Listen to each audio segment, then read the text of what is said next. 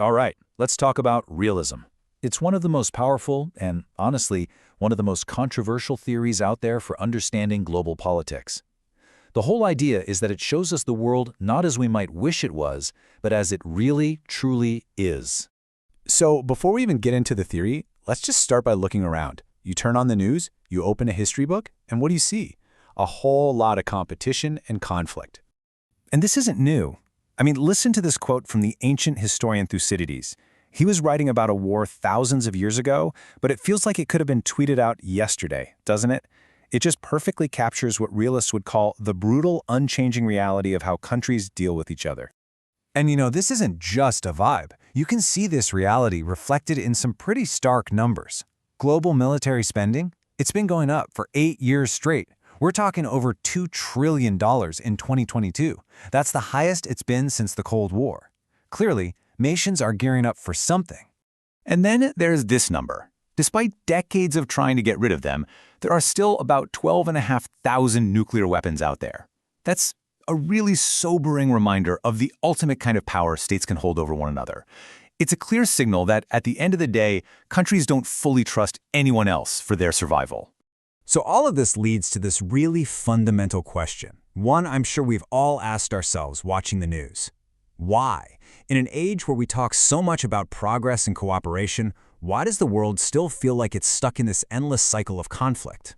Well, the theory of realism offers a powerful, if maybe a bit pessimistic, answer. It says this cycle isn't some mistake or some accident we can fix. It's just the world's default setting. So, what is realism exactly? At its heart, it's a way of looking at world politics not as a big, happy community of nations, but as a relentless, never-ending struggle for power and security between states. And they're all doing this in a system where there's no central authority, no one to call to keep them safe.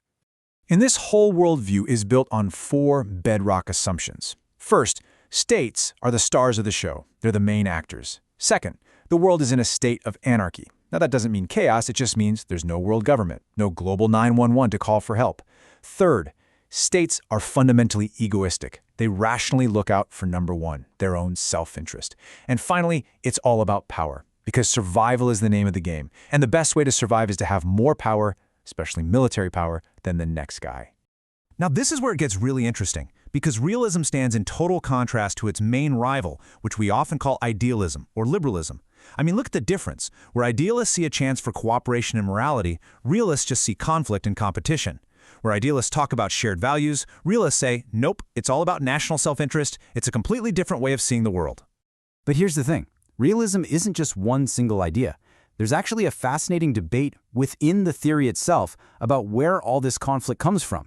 What's the ultimate root cause of this constant drive for power? And this table here lays out that split perfectly. On one side, you have the classical realists, like Hans Morgenthau. They believe the problem is us. It's rooted in a flawed human nature. The drive for power is just hardwired into who we are. But then on the other side, you have the Neo-Realists, like Kenneth Waltz. And they say, hang on, it's not about people, it's about the system. That anarchic structure of the world with no global police forces even good states to compete for power, simply to survive. Okay, so that's enough of the abstract theory. Let's get our hands dirty. How does realism actually help us make sense of the headlines we're seeing right now? Let's take the war in Ukraine. A realist isn't going to look at this and see a simple story of good guys versus bad guys. Instead, they're going to see it through the cold, hard logic of a great power, in this case Russia, reacting to what it sees as a huge security threat right on its doorstep, the expansion of a rival military alliance, NATO. So from this point of view, when you see a country dramatically increase its military budget, it's not just irrational aggression. It's seen as a logical preparation in a world where you can only rely on yourself. There's an old Roman saying that just captures this realist logic perfectly. If you want peace, prepare for war.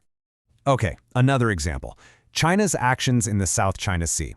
Again, a realist would argue this isn't just random aggression. No, this is a calculated, rational strategy by a rising power to maximize its influence and ultimately dominate its region. So when you look at the specific things they're doing, building military bases on artificial islands, ignoring international court rulings, a realist sees all of this not as just breaking the rules for fun, but as concrete, logical steps on the path to achieving regional dominance. But, and this is a really big but, is realism the whole story? It's a powerful theory, for sure, but it's not without its critics, and they argue it misses some really huge parts of the picture. And probably the single biggest challenge is this idea called the democratic peace theory. See, the evidence is pretty overwhelming that mature, established democracies almost never go to war with each other. Ever.